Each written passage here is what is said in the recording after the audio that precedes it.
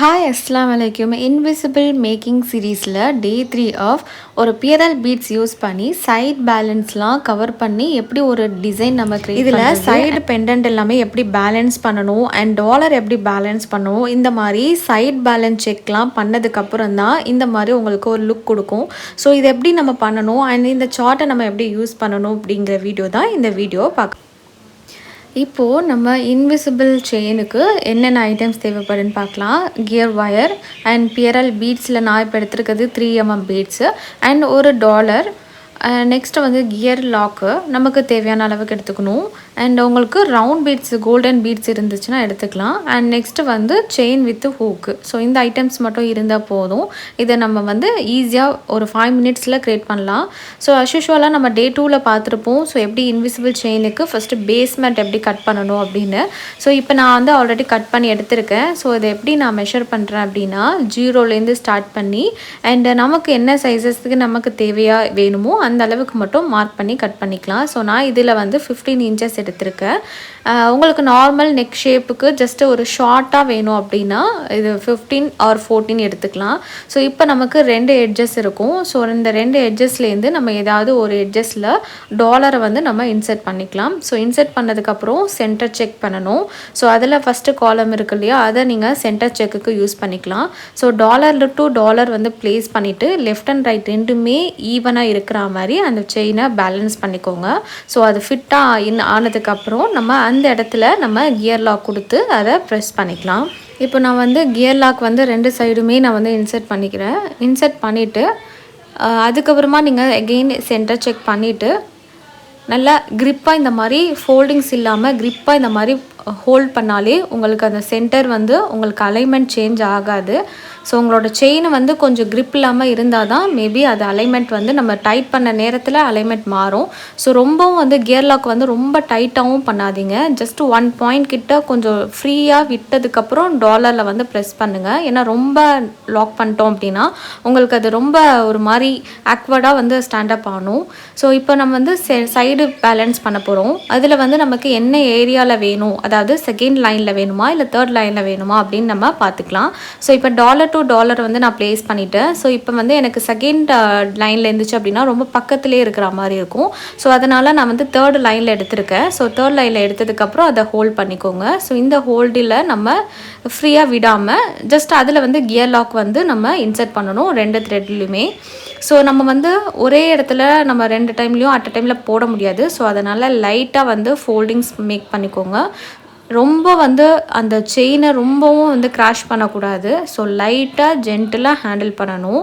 And நான் ஒரு side மட்டும் கியர் லாக் போட்டுட்டு அதுக்கப்புறமா ப்ரெஸ் பண்ணிக்கிறேன். ஏன்னா அதோட சைஸ் வந்து அலைன்மெண்ட் சேஞ்ச் ஆகிடக்கூடாது. ஸோ அதேமாரி செகண்ட் லைன்லேயும் நான் வந்து இன்சர்ட் பண்ணுறேன். இன்சர்ட் பண்ணிவிட்டு எகெயின் நான் வந்து ப்ரெஷர் பண்ணிக்கிறேன். இப்போ நல்லா வந்து ரெண்டு பீட்ஸுமே ஒரே ஈவன் சைஸஸில் வச்சு நல்லா ப்ரெஷர் பண்ணிட்டீங்க அப்படின்னா உங்களுக்கு அந்த சைடு செக் வந்து ஈவனாக இருக்கும். ஸோ உங்களுக்கு மிஸ் மேட்ச் ஆகாது. ஸோ அதே மாதிரி நெக்ஸ்ட்டு வந்து நான் கோல்டன் பீட்ஸ் எடுத்திருக்கேன். இது வந்து 0.2 சைஸில். ஸோ கோல்டன் பீட்ஸுக்கு அப்புறம் உங்களுக்கு பியரல் பீட்ஸ் வந்து நீங்கள் மேக் பண்ணிக்கலாம். ஸோ நான் 2 த்ரெட்லையுமே வந்து நான் ஈவனாக ப்ளேஸ் பண்ணிக்கிறேன். இல்லைனா நீங்கள் ஒரு த்ரெட் லைனுமே ஃபினிஷ் பண்ணிவிட்டு கூட மேக் பண்ணிக்கலாம். ஸோ இப்போ வந்து பியரல் பீட்ஸ் வந்து நான் 0.3mm எடுத்திருக்கேன். ஸோ உங்களுக்கு என்ன சைஸில் வேணுமோ எடுத்துக்கலாம். ஸோ நீங்கள் இதே டிசைன் பண்ணணும் அப்படின்னு கிடையாது. எந்த டிசைன்ஸ் வேணாலும் நீங்கள் இப்போ பியரல் பீட்ஸ் வந்து நம்ம 2 சைடுமே நம்ம மேக் பண்ணோன்னா இப்படி தான் அதோட வியூ இருக்கும். ஸோ இதுக்கப்புறமும் ஒரு கோல்டன் பீட்ஸ் வந்து ஆட் பண்ணிக்கலாம். ஏன்னா அது வந்து கொஞ்சம் சிமெட்ரிக்கலாக இருக்கும். ஸோ 2 இடத்துலையுமே சரி என்ன நம்ம மேக் பண்ணியிருக்கோமோ அதே தான் கொடுக்கணும். ஒரு சைடில் ஒரு மாடலோ இன்னொரு சைடில் இன்னொரு மாடலும் கொடுத்தோன்னா அது கொஞ்சம் நீட் ஃபினிஷிங்காக இருக்காது. ஸோ இப்போ பாருங்கள் சென்டர் டாலர் கரெக்டாக இருக்குது அண்ட் சைட் பேலன்ஸும் ஈவனாக இருக்குது. ஸோ இந்த பீட்ஸ் வந்து மூவ் ஆகாமல் இருக்கிறதுக்காக கியர் லாக் கொடுத்துக்கலாம். கியர் லாக் கொடுத்துட்டு அந்த கியர் லாக்கை நல்லா ப்ரெஷர் பண்ணிக்கிட்டிங்கன்னா உங்களுக்கு இந்த செகண்ட் பீட்ஸும் பார்த்திங்கன்னா மூவ் ஆகாமல் நீட் ஃபினிஷிங்கில் கொடுக்கும். இப்போ வந்து 2 பீட்ஸுமே ஈவனாக இருக்குது, ப்ளஸ் சென்டர் டாலரும் ஈவனாக இருக்குது. ஸோ இதே மாதிரி தான் நம்ம சைடு வந்து எவ்வளோ பீட்ஸ் வேணாலும் ஹோல்ட் பண்ணிக்கலாம். இல்லை பெண்டன்ட்டே நீங்கள் ஆட் பண்ணுறதா இருந்தாலும் சேம் ப்ரொசீஜர்ஸ் தான். அந்த சைட் பேலன்ஸை மட்டும் நீங்கள் கரெக்டாக ஃபிட் செக் பண்ணிக்கணும். ஸோ இப்போ நான் செகண்ட் லைனில் நான் பண்ண மாதிரி அந்த தேர்ட் லைனில் வந்து உங்களுக்கு கரெக்டாக வந்துருச்சு. இப்போ இன்னொரு டைம் வந்து நான் எகெயின் பீட்ஸ் கொடுக்க போகிறேன். அதுக்கு நான் டாலரை கொஞ்சம் பிலோவாக வச்சுட்டு எகெயினும் நான் தேர்ட் லைனில் மார்க் பண்ணி அந்த ப்ளேஸை வந்து நான் ஹோல்ட் பண்ணிக்கிட்டேன். ஸோ எகெயினும் நான் வந்து கியர் லாக் போடணும். ஆஃப்டர் தட் ரவுண்ட் பீடு, அதுக்கப்புறமா pearl beads, next gear lock. So same procedures நம்ம பண்ணது தான் நம்ம எகெயினும் பண்ண போகிறோம். ஸோ உங்களுக்கு 2 டைம்ஸ் கிட்ட அதை கட் ஒர்க் வேணுமா, இல்லை 3 ஆர் 4 இந்த மாதிரி எப்படி வேணாலும் ஒரு செயினை ஸ்ப்ளிட் பண்ணிக்கலாம். பட் எப்படி ஸ்ப்ளிட் பண்ணாலும் லெஃப்ட் அண்ட் ரைட் ரெண்டுமே ஈவனாக இருக்கணும். இப்போ 2 சைடுமே வந்து கியர் லாக் பண்ணியாச்சு. After that golden beads.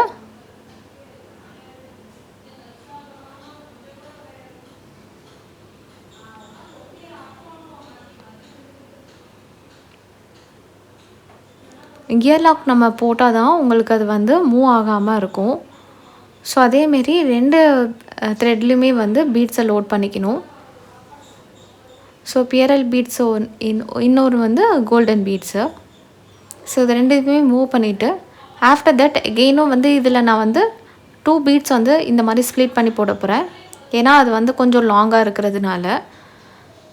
So நீங்கள் உங்களோட டிசைன் தான் எப்படி வேணாலும் நீங்கள் க்ரியேட் பண்ணிக்கலாம். ஸோ நம்ம நெக்ஸ்ட்டு சீரீஸில் எப்படி ஒரு செயினை வந்து டிசைனிங் பண்ணுறது, ஏன்னா நம்ம வந்து ஒர்க் பண்ணுறதுக்கு முன்னாடி அது எப்படி இருக்கும் அப்படின்னு நமக்கு ஒரு கிளாரிட்டி தெரிஞ்சால் தான் அது நல்லா இருக்குமா நல்லா இருக்காதா நமக்கு தெரியும். ஸோ அதை எப்படி நம்ம ஒரு செயினை நம்ம க்ரியேட் பண்ணுறதுக்கு முன்னாடி எப்படி டிசைனிங் பண்ணணும் அப்படிங்கிற சீரீஸ் வந்து நெக்ஸ்ட்டு சீரீஸில் இருக்கும். ஸோ கண்டிப்பாக அதை ஃபாலோ பண்ணிவிட்டு இந்த கிளாஸில் ஜாயின் பண்ணணும் அப்படின்னா டிஸ்கிரிப்ஷனில் உங்களுக்கு லிங்க் இருக்கும், ஜாயின் பண்ணிக்கோங்க. ஸோ இப்போ நம்ம வந்து கியர் லாக் போட்டு நம்ம லாக் பண்ணியாச்சு. ஸோ நமக்கு வந்து ஃபைனலாக ஒரு 80% ஒரு செயின் வந்து உங்களுக்கு ஃபினிஷ் ஆகிடுச்சு. ஸோ இப்போ பேலன்ஸ் வந்து நம்ம லாக் வந்து அட்டாச் பண்ணணும். ஸோ எகெயினும் வந்து நான் ஆல்ரெடி சொன்ன மாதிரி, ஸோ நம்மளோட ரைட் ஹேண்ட் சைட் பார்த்திங்கன்னா ஹூக் இருக்கணும், லெஃப்ட் ஹேண்ட் சைடில் பார்த்திங்கன்னா ஜம்ப் ரிங்கோட அட்டாச்மெண்ட்ஸ் இருக்கணும். ஸோ இப்போ நான் வந்து ஃபஸ்ட்டு கியர் லாக் போட்டிருக்கேன். அதுக்கப்புறமா என்னோடய செயின், அதாவது ஹூக் வச்சு இருக்கக்கூடிய அட்டாச்மெண்ட் பண்ணுற செயினை இன்செர்ட் பண்ணிவிட்டு லைட்டாக பெண்ட் பண்ணிக்கிறேன். பெண்ட் பண்ணக்குள்ளே உங்களுக்கு அந்த த்ரெட் வந்து ரொம்ப சஃபிஷியண்ட்டாக அதிகமாக வச்சுக்காமல் எவ்வளோ அளவுக்கு தேவையோ அதை மட்டும் ஹோல்ட் பண்ணுங்கள் இந்த மாதிரி. ஸோ லைட்டாக பெண்ட் பண்ணி உங்களோட கியர் லாக்கோட ஹோல்ஸ்குள்ளே இன்செர்ட் பண்ணணும்.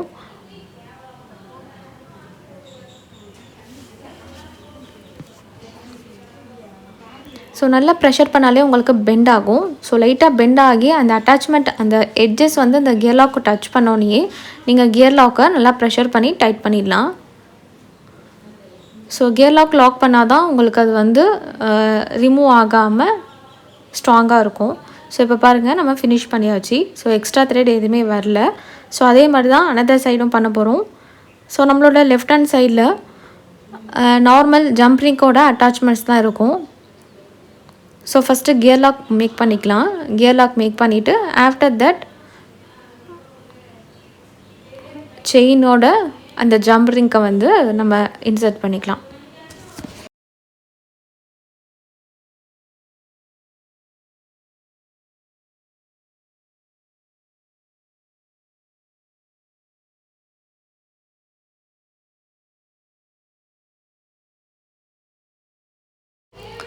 இப்போ வந்து நமக்கு ஃபுல்லாக ஒரு செயின் வந்து பியரல் பீட்ஸை யூஸ் பண்ணி சைட் பேலன்ஸ்லாம் எப்படி நம்ம பேலன்ஸ் பண்ணணும், சென்டர் டாலர் எப்படி கொடுக்கணும் அப்படிங்கிற ஒரு கேட்டகரியில் நம்ம இந்த சீரீஸ் ஃபுல்லாக கம்ப்ளீட் பண்ணிட்டோம். ஸோ இந்த வந்து லாக்கு எப்படி செயினோட அட்டாச் பண்ணுறதும் நம்ம பார்த்துருக்கோம்.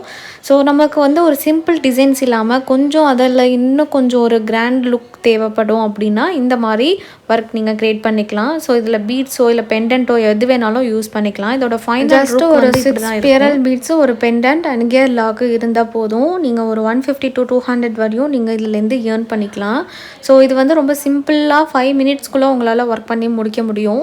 ஸோ இதோட டிசைன்ஸ் பார்த்திங்கன்னா ரொம்ப சிம்பிளாக இல்லாமல் கொஞ்சம் எலகண்ட் லுக்கில் இருக்கும். ஸோ இதே மாதிரி நீங்கள் டிசைன் பண்ணாமல் வேறு எந்த மாடல் வேணாலும்